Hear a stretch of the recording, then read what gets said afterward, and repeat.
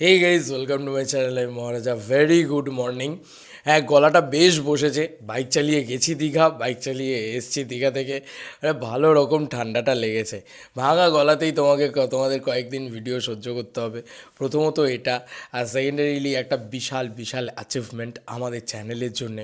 কারণ এটা তো আমি আশা করিনি কোনোদিন প্রথম থেকে।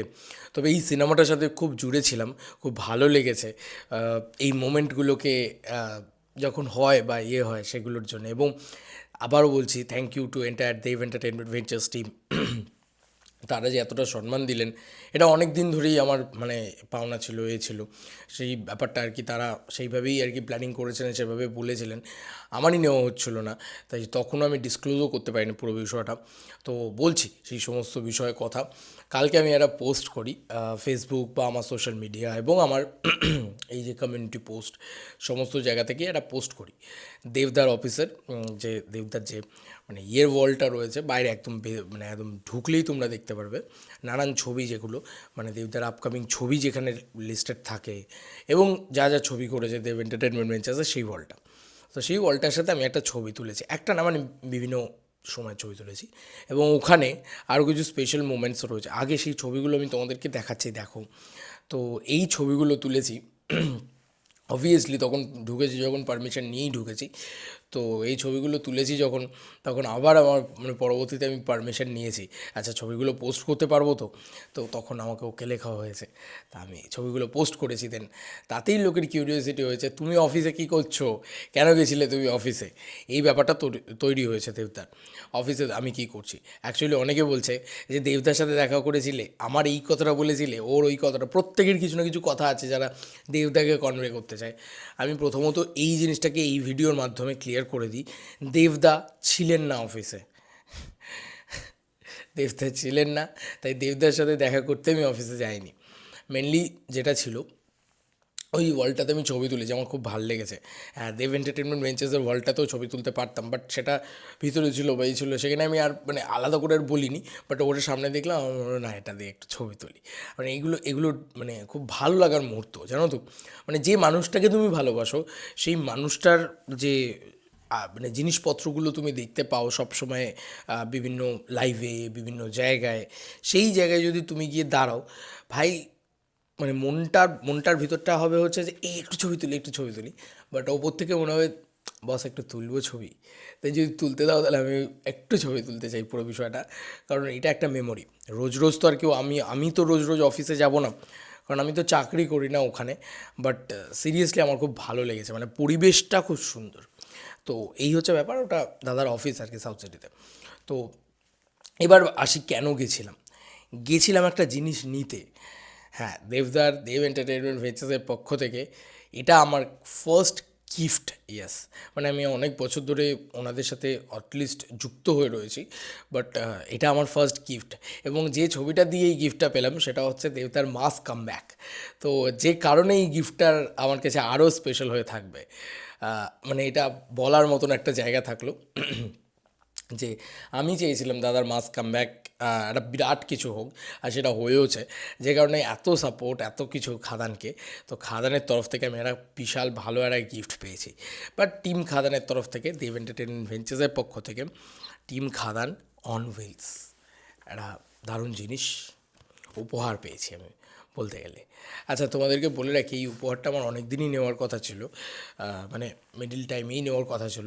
অলমোস্ট আমি বলতে পারি এক মাস, 1 মাস না, 15 দিন 20 দিন আগেই আমাকে অফার করা হয়েছিল।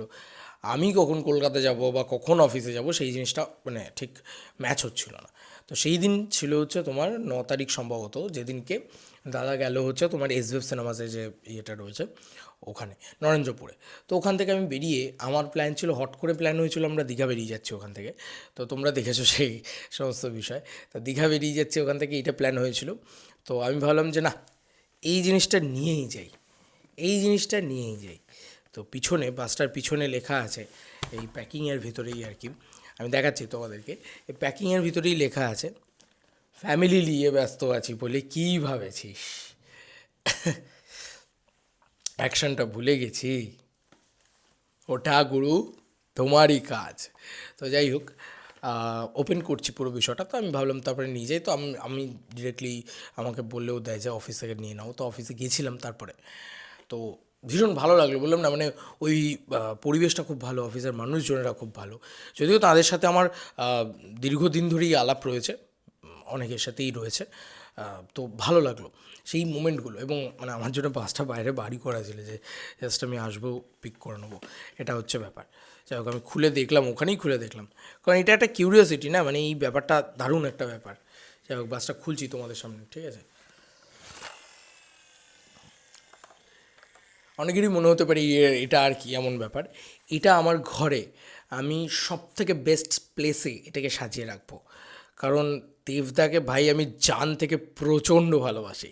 আর সেই মানুষটার পক্ষ থেকে এরকম একটা গিফট আমি পাবো, দেখো এটার এটার মূল্য আমার কাছে প্রাইসলেস। এটা আমি যেন, আমি চাই যে আমার নেক্সট জেনারেশন, তারপরের জেনারেশন সবাই যেন দেখতে পায় এরকম একটা জিনিস। একবার জাস্ট ভেবে দেখো, ক্যান ইউ ইম্যাজিন দ্যাট, যে এটা একমাত্র দেবদা করতে পেরেছে, এই প্রমোশনটা দেবদা করতে পেরেছে। দিস ইজ দ্য খাদান বাস। এবং সেটা আমাদের সবার কাছে রয়েছে এখন, যারা অলমোস্ট আমরা বেঙ্গল ট্যুরে গেছিলাম, বা জানি না কী কী বেসিসে বলা হয়েছে বা কী বেসিসে দেওয়া হয়েছে, বাট আমার কাছে রয়েছে এটা। এটা আমার কাছে একটা স্পেশাল মোমেন্ট। এবং ভাই নেক্সট জেনারেশনও দেখুক যে প্রমোশনের বাপ ছিল রে বাপ, ঠিক আছে?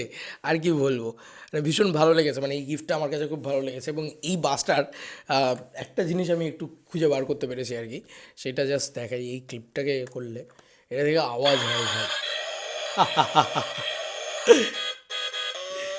যাক এটা আমি খুব খুশি হয়েছি, মানে খেলার দ্রব্য হয়েছে ব্যাপারটা।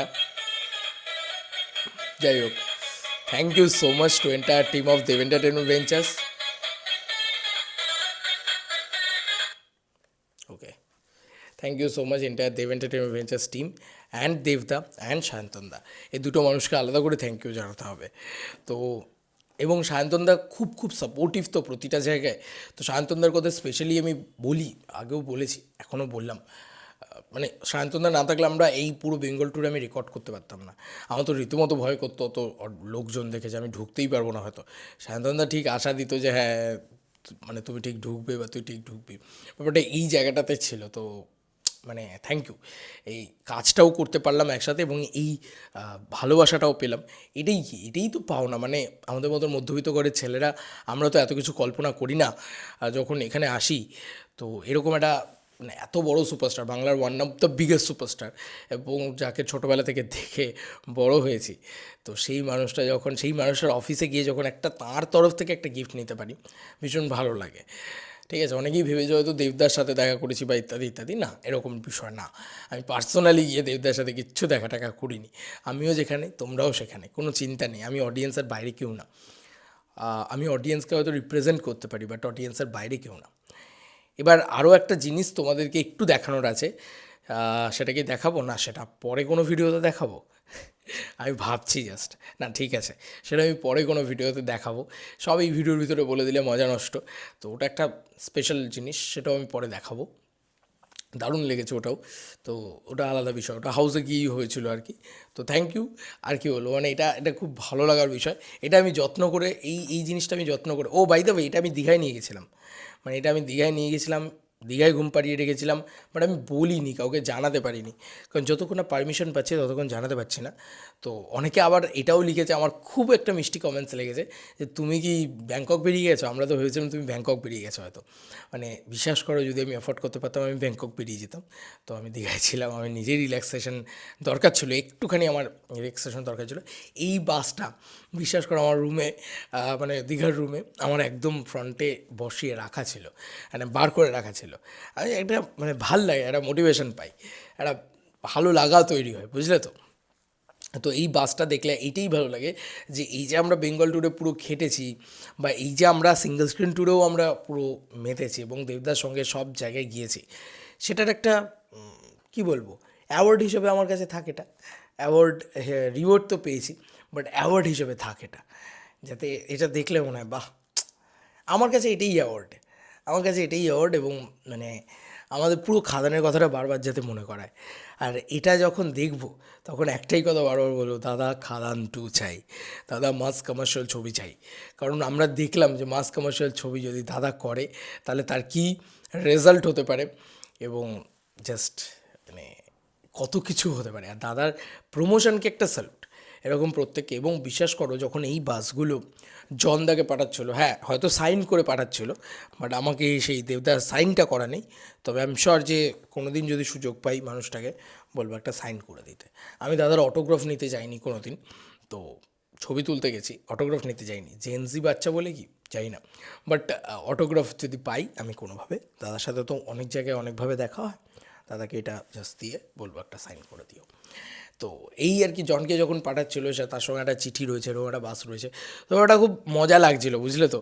তো সেই কারণেই আর কি মানে তখন মনে হচ্ছিলো যে মানে শুধু একটাদেরকেই বোধহয় দেবে। তো আস্তে আস্তে মানে এটা আমাকে যে এই সম্মানটা দেওয়া হয়েছে, এই বাসটা দেওয়া হয়েছে, এই পুরো বিষয়টাকে মানে যেভাবে মানে আমি হাউসে গিয়ে পেয়েছি ব্যাপারটা, এই পুরো জার্নিটা আমার খুব ভালো লেগেছে। এবার বুঝতে পেরেছো কেন আমি হাউসে গেছিলাম আর কবে গেছিলাম কি বৃত্তান্ত সব ক্লিয়ার করে বলে দিয়েছি। এই ক্লিয়ার করাটা দরকার ছিল, অনেকেই অনেক কৌতূহল দেখাচ্ছিল, কবে গেছিলে, আজকে গেছিলে না কালকে গেছিলে, ইত্যাদি ইত্যাদি বলছিল। তো আমি পারমিশন যখন পেয়েছি তখন আমি ছবিটা ছেড়েছি, গেছিলাম আগেই। চলো বন্ধুরা, এবার নতুন কোনো ভিডিওতে দেখা হবে, বাই।